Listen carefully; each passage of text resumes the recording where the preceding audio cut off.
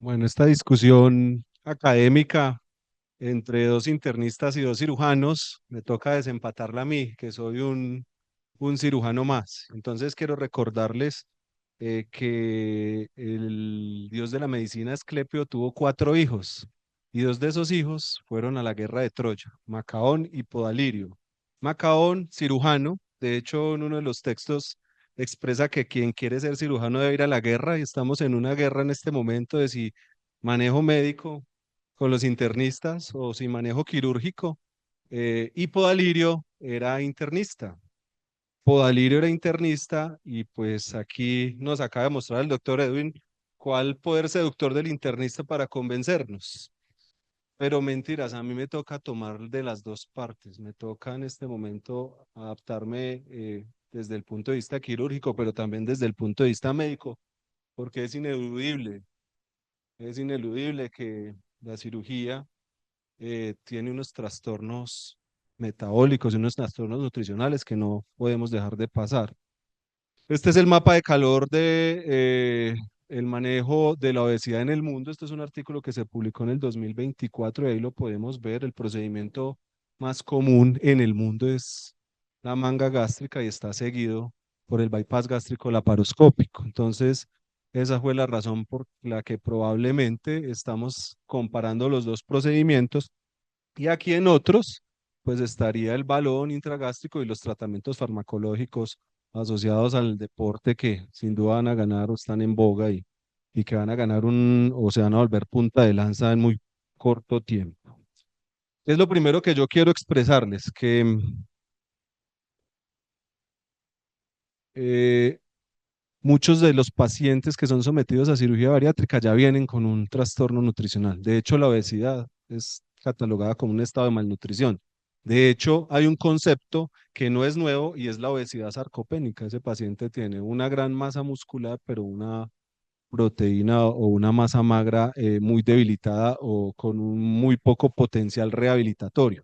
Es por eso que quiero retomar lo que han dicho muchos de mis compañeros en sus presentaciones y es la importancia del grupo multidisciplinario en el manejo de la obesidad, indiferentemente de la estrategia que vayamos a tomar. Entonces, fíjense que ese tratamiento multidisciplinario nos debe llevar a un estado de prehabilitación y ese estado de prehabilitación es ojalá 15 días antes de que el paciente vaya a ser llevado a algún tipo de intervención quirúrgica, sea la que tomemos, se haga un proceso de prehabilitación en donde se le explique al paciente que va a ser sometido muy probablemente a una carrera de 3, de 5 kilómetros para el cual él no está preparado en ese momento. Es decir, la respuesta metabólica al trauma quirúrgico puede ser un segundo golpe muy importante que puede generar desequilibrios no solo desde el punto de vista nutricional, sino desde el punto de vista fisiológico.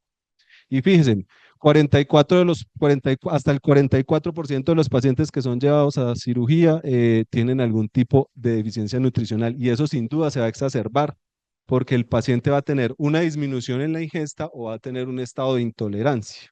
Entonces ahí sí me devuelvo a este esquema. Y entonces si recordamos cuando hablamos de la manga, ¿cierto? Normalmente, como lo dijo el profe Becerra, que es uno de mis mentores y mis tutores, así como el doctor Balbuena lo ha sido, desde que soy cirujano, aproximadamente perdemos el 80% del estómago y aquí vamos a perder dos situaciones muy importantes. Uno, las células parietales que tienen, me perdió el botoncito, una densidad poblacional en el antro dramática y es que en las células parietales se produce el factor intrínseco. Entonces ahí empieza uno de los primeros problemas, el déficit de factor intrínseco que se tiene que asociar a la vitamina B12 para que esa vitamina B12 sea absorbida en el ilion distal. En otras palabras, sin factor intrínseco no hay absorción de vitamina B12. Pero también la pérdida de densidad de células parietales que producen ácido clorhídrico.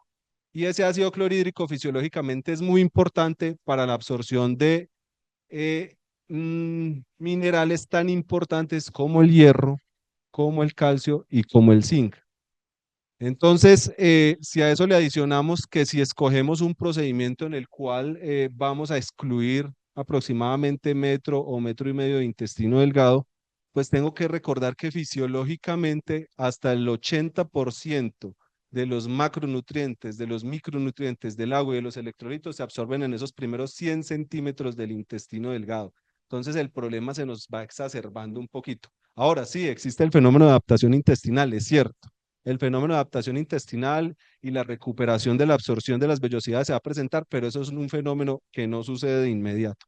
Entonces empezamos perdiendo con un paciente que ya viene muy probablemente con algún grado de desnutrición, que venimos perdiendo porque no está siendo adecuadamente prehabilitado y que venimos perdiendo porque fisiológicamente le vamos a generar un cambio conformacional que va a alterar la absorción de eso que les estaba diciendo, macronutrientes, micronutrientes, agua y electrolitos. Entonces me voy para este dibujo. Es bien interesante este cuadro porque el doctor Becerra nos decía, debemos hacerle seguimiento a lo que ha pasado con los diferentes procedimientos quirúrgicos que venimos realizando en el mundo o en la ciudad. Y conocemos un estudio reciente del doctor Becerra y uno de los residentes que resultó, que nos mostró, nos comentó unos resultados muy positivos, pero yo quiero mostrarles eso. Proteínas, deficiencia de proteínas en el paciente que es llevado a cirugía bariátrica.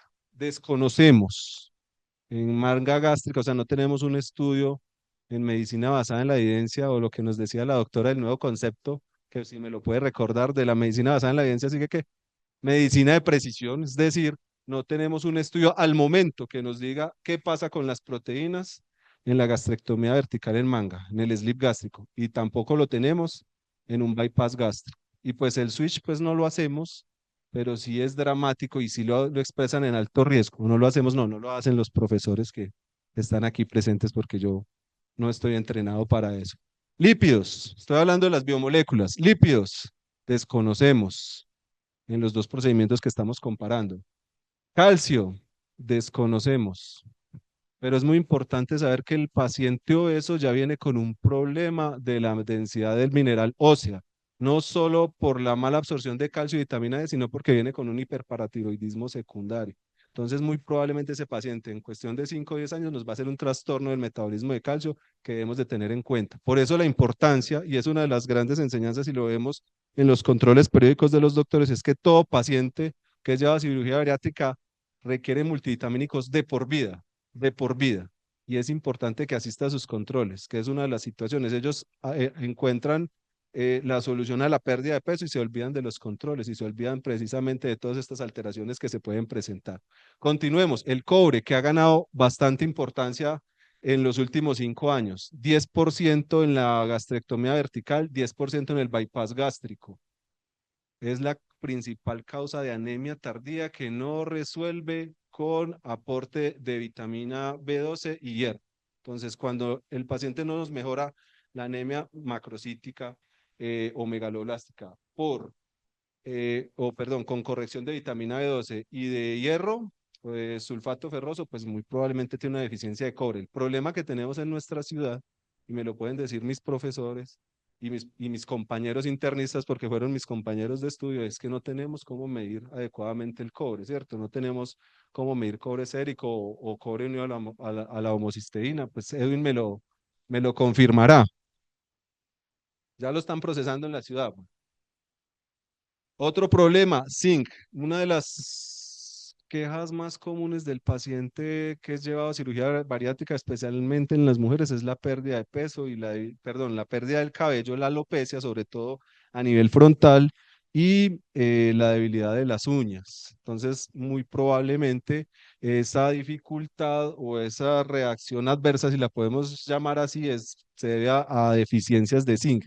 También tenemos la dificultad, por lo menos en los artículos que revisamos, en la no disponibilidad de un paraclínico que nos permita medir adecuadamente los niveles de zinc. Entonces nos tenemos que basar en las recomendaciones nutricionales que dan las diferentes guías de manejo de la obesidad o del manejo de cirugía bariátrica en cuanto respecta a los trastornos posoperatorios.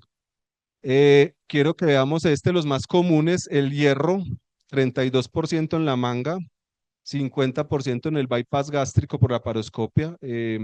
Aquí sin duda el factor intrínseco, la acloridria y la incapacidad de absorberse en los primeros 100 centímetros del intestino es lo que predispone a ese déficit de hierro. Por eso es importante que se suplemente el paciente con hierro. Recuerden que para que el hierro se absorba, tiene que pasar de su forma férrica a forma ferrosa, y para que pase de la forma férrica a ferrosa necesitamos la acidez, o sea, el ácido clorhídrico. El paciente en cirugía bariátrica muy probablemente tiene un trastorno de producción de ácido gástrico, entonces por eso tenemos que adicionarle vitamina C al tratamiento para que ese hierro sea absorbido de manera periódica, y pues lógicamente hacer los controles respectivos cada 3, cada 6, cada 9, cada año, y posteriormente de acuerdo al control estereotipado cada 6 meses. Ácido fólico, eh, es interesante saber que el ácido fólico, la absorción de ácido fólico, que es la vitamina B9, depende de la vitamina B12, o sea, son como hermanitas, van de la mano. Si yo tengo un trastorno de vitamina B12, indefectiblemente va a tener un trastorno de ácido fólico, y esto sí que es importante, sobre todo para aquellas mujeres que son llevadas a cirugía bariátrica y que en algún momento quieren ser mamás o volverlo a hacer. Entonces, este suplemento es importantísimo y debe amplificarse, ¿cierto? Con el miligramo diario que normalmente le damos, pero probablemente haya que aumentarlo un poco más. Y las vitaminas liposolubles. Las vitaminas liposolubles tienen dos componentes de absorción: un componente de absorción en la primera porción del duodeno, pero un segundo componente a través de las sales biliares en el ilion distal.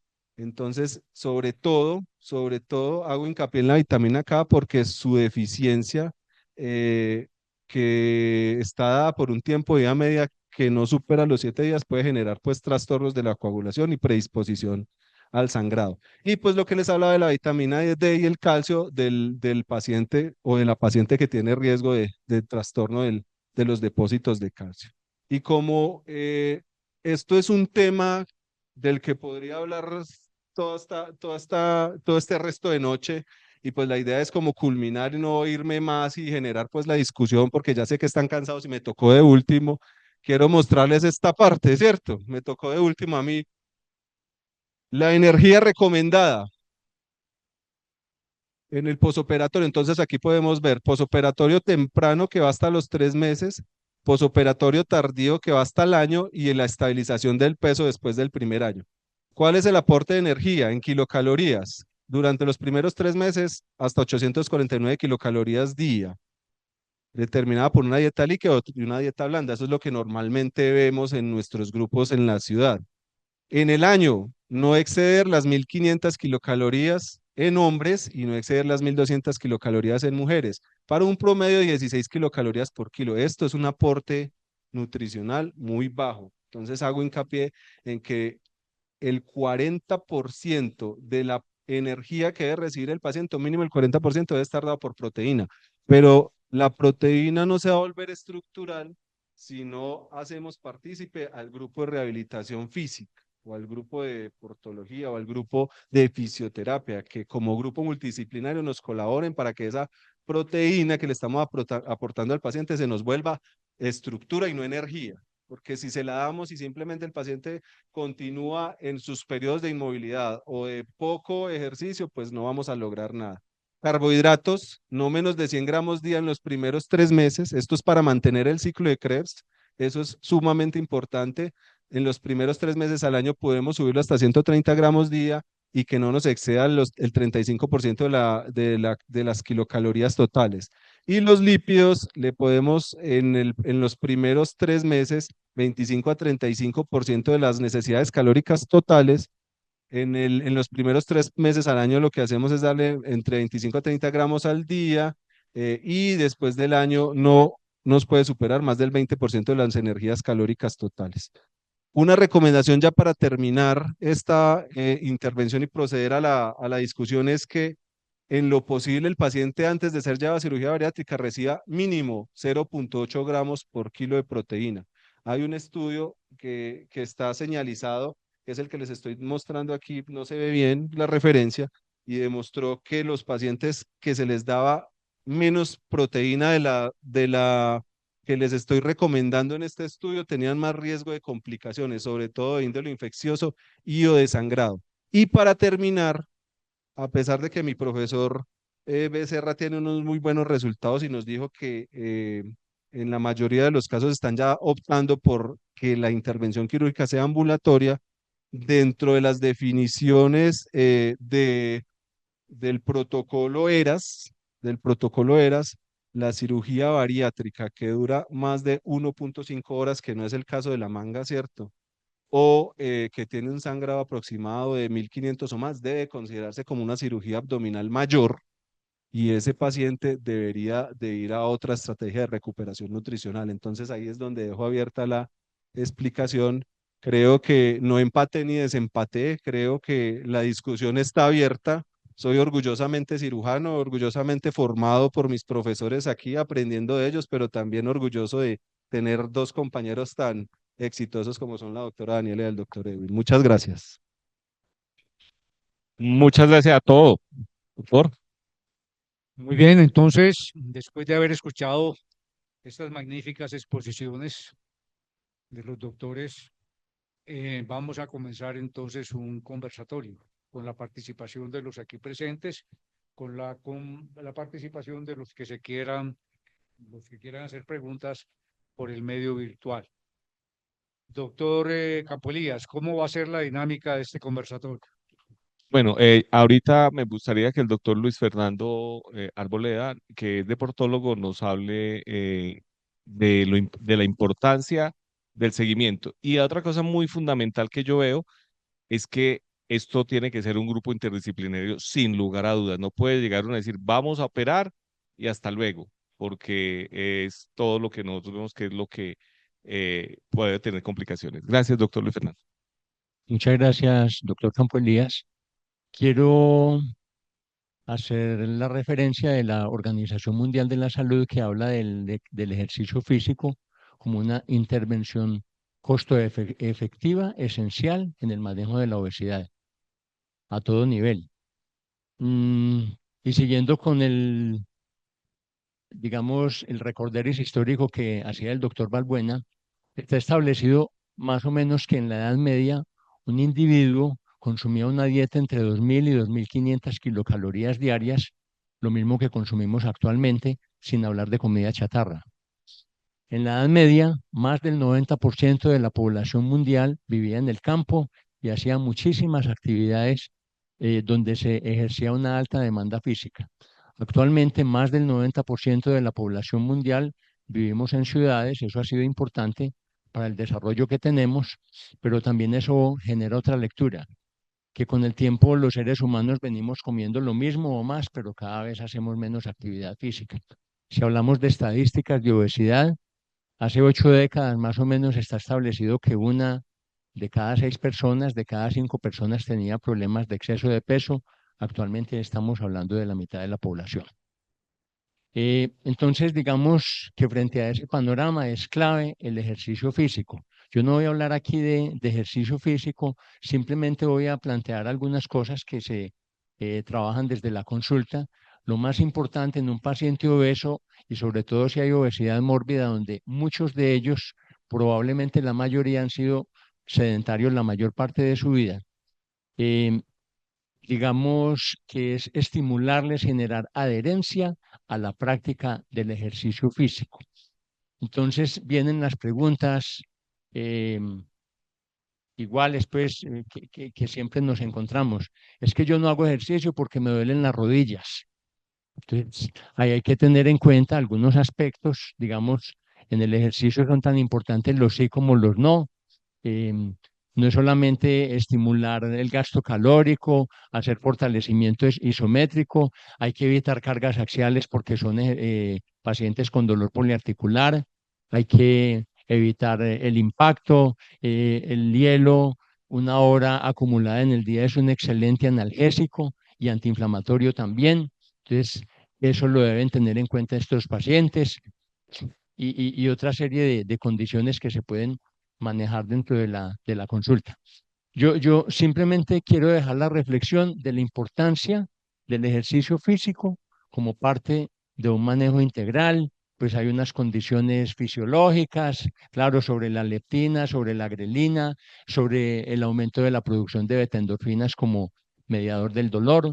Es importante, nosotros desde la consulta hablamos de lo clave que es la cirugía, cuando está indicada, del manejo farmacológico. También sabemos que la semaglutida y la liraglutida funcionan mejor, no tanto en el paciente de la EPS, siendo la misma molécula, sino el paciente particular, porque es que cuando a uno le empieza a doler el bolsillo, bueno, a mí no, pero digamos que el paciente que se le prescribe y al tercer o cuarto mes ya está con una renta económica importante, pues lo piensa dos veces y a veces también ha sido el estimulante para la práctica del ejercicio y para hacer las restricciones calóricas que se requieren. Es importante y es clave pues ese manejo interdisciplinario.